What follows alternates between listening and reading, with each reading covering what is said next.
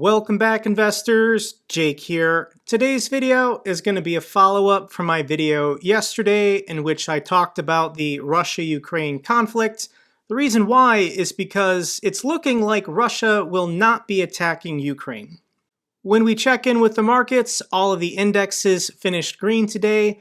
Dow jumps 400 points, snaps 3-day losing streak as Russia-Ukraine tensions cool a bit.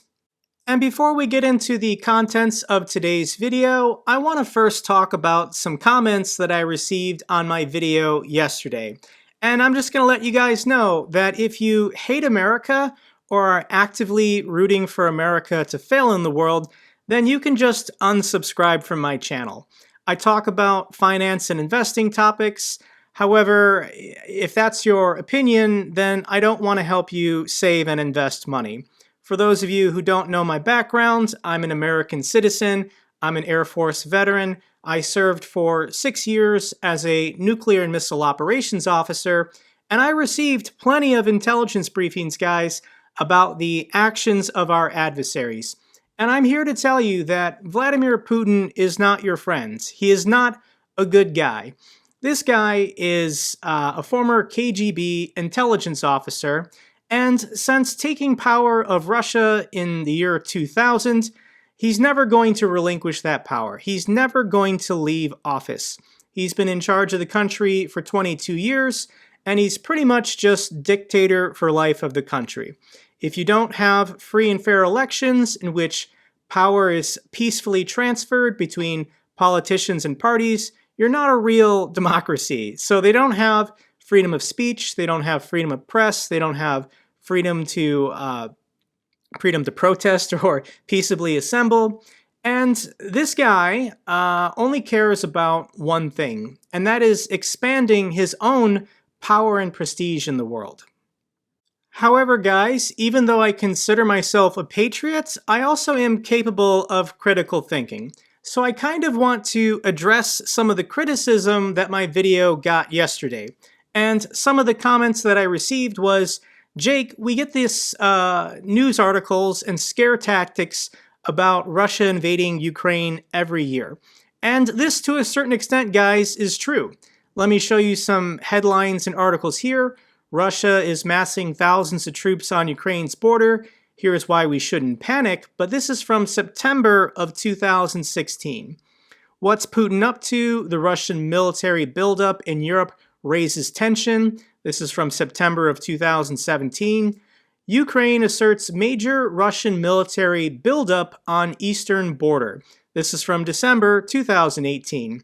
Almost 100,000 Russian troops poised for offensive against Ukraine. This article is from February of 2019. We had COVID in 2020, so apparently there was no Russian buildup in 2020. But here we are. After months of simmering conflict, thousands of Russian troops amass on Ukraine's border. This is from April of 2021. So why is it that this time is different? And it's just the language. We're going to go through some articles in a second here from Russian media sources. But for people leaving comments saying that Russia would never attack or invade the Ukraine, that's what they did in 2014. It's astonishing cognitive dissonance to me where someone can say Russia would never invade or attack the Ukraine when they literally just did it 8 years ago. The annexation of Crimea was unlawful and very hostile. Additionally, the Donbass region of eastern Ukraine is, you would argue, basically under Russian control. Ukrainian government cannot basically re-exert control over this region because Russian nationalists are fighting to basically have this part of the country secede to Russia. So if the next comment then I might receive is, well, Jake, there are ethnic Russians living there, Russian-speaking people, or this territory used to belong to Russia, it's okay for Russia to take it. It's okay for Russia to use their military to seize lands where there are native, ethnic, or Russian-speaking people.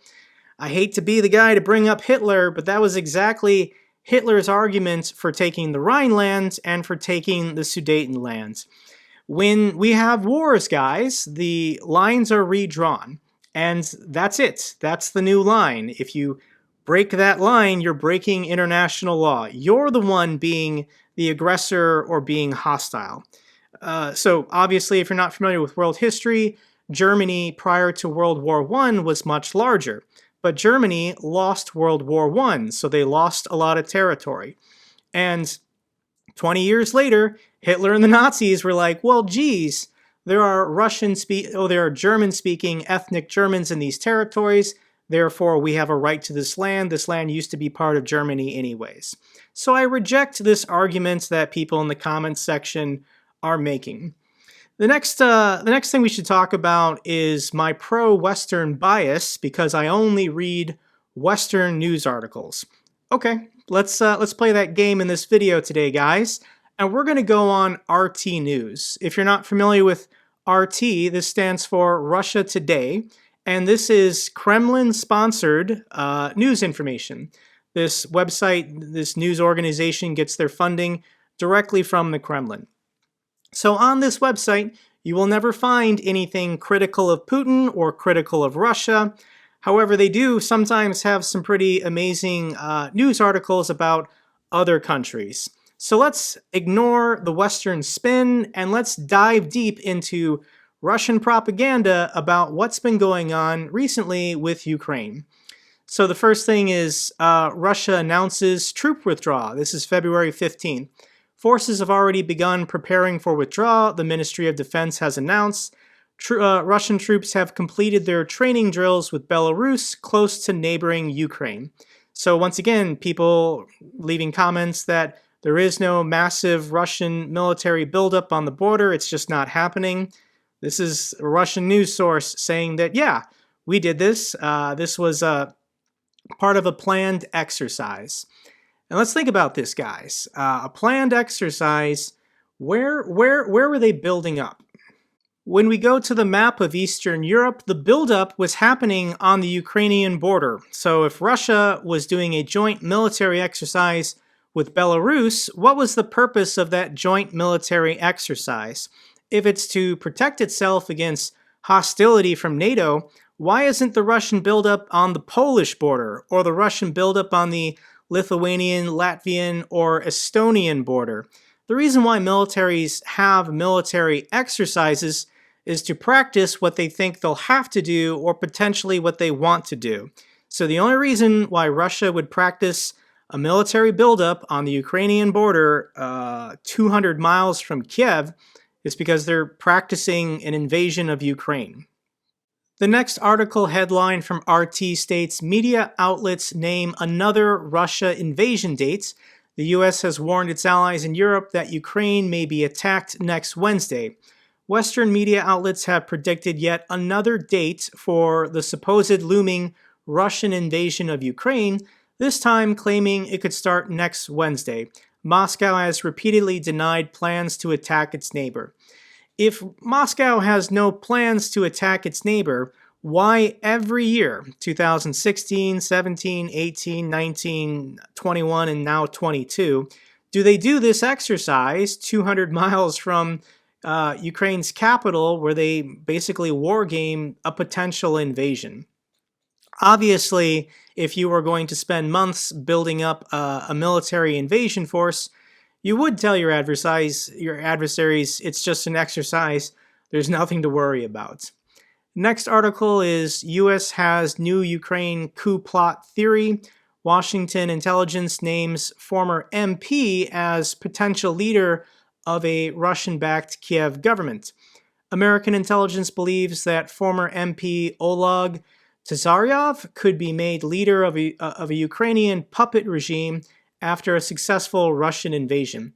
I mentioned this in my video yesterday, but apparently this is who the Russians think that the Americans think that Russia will put in charge of Ukraine should they invade. And this guy is the former People's Deputy of Ukraine, elected to the Party of Regions, and he was expelled from the party in 2014. He's been wanted by police since 2014 for promoting separatism and violence. He looks like a really nice guy. All right, next article from RT, once again, just trying to educate myself with the other side. Ukrainian elites give ultimatum. MPs and businessmen who left Ukraine should return, their president has said.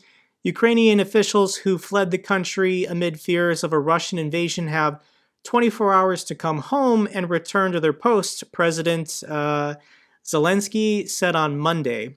So why would Ukrainians, businessmen and politicians, flee the country based on Western media reports? Are people in Ukraine watching too much CNN? Obviously, there's credible intelligence coming out of Russia flowing into Ukraine that this time might be serious. This time might be different than the previous exercises in other years.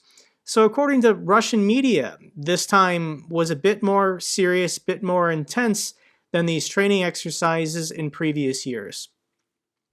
Russia explains why it snubbed OSCE consultations called for by Ukraine. Moscow insists there are no grounds for holding talks as Russia is not conducting any unusual military activity. So basically, in response to this buildup, in response to intelligence reports coming out of Russia into Ukraine, this time might be different. Russia refused to even meet with or negotiate with basically the Ukrainian government that they do not recognize. All right, next one. Putin comments on calls to recognize Donbass. Lawmakers have voted in favor of a motion supporting the independence of, I'm sorry with these names, Donetsk and Lugansk. So basically, these are the two easternmost parts of Ukraine, this part and this part. These are the parts that basically the Ukrainian government no longer has control over. And there are a lot of ethnic Russians, Russian-speaking people in these territories. And the parliament, I guess, in Russia is putting forth a resolution saying that Russia should recognize this part as independent and basically just absorb this into the Russian Federation. Next article, this is fun, guys. Putin could order bombs dropped on Ukraine within minutes. UK, so this is a UK report. Missiles could strike Ukraine just moments after orders from the Kremlin, a British defense official has said. Russian bombs and missiles could begin landing on key targets in Ukraine with almost no notice if Moscow gives the order. So why? Why is Russian media talking about all this if this is routine military exercises, nothing to worry about, nobody should be afraid, nothing out of the ordinary is happening. U.S. withdraws military personnel. Washington has withdrawn its military advisors from Ukraine as U.S. officials warn of war. So why? Why would American officials, Israeli officials, British, other countries from around the world pull all their people out and close their embassies if they did not have credible intelligence that this time Putin was pretty serious about potentially going in? Next article from RT, Ukraine replies to Russian demands. Why is Russia demanding anything if, they're not making threats? The Ukrainian foreign minister has accused Russia of making unacceptable demands. Russia's demands for security guarantees are not a starting point for discussion and negotiation, but are instead plunging the European continent into a deep security crisis, Ukrainian foreign minister said on Thursday. So once again, why is Russia making demands if they don't have threats basically to back them up? If you're not threatening somebody, you don't make demands, you make requests. So this is Russia's own language that they're making demands of the West. Once again, they don't like NATO. Why don't they like NATO? It's because NATO is the only thing really stopping them from invading their neighbors.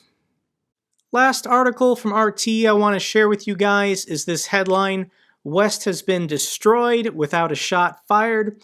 The Russian Foreign Ministry has announced February 15th as the day Western propaganda failed, with Russia announcing that its troops are pulling back following the completion of exercises near the border with Ukraine. Moscow has insisted that predictions it could be just moments away from ordering a full-blown invasion have been proven false. So this is the grand chess match going on right now between Putin and the West. Let's pretend that the West doesn't react. Putin amasses an invasion force on the border, and the West is distracted, or they don't care about Ukraine. They don't share intelligence, they don't send aid, they don't engage in diplomatic talks. Well, it's basically a green light for Russia to do what it wants to do and just invade Ukraine. Prior to 2014, Russian-backed politicians were in charge of the country. Ukraine was their strategic, military, and economic ally.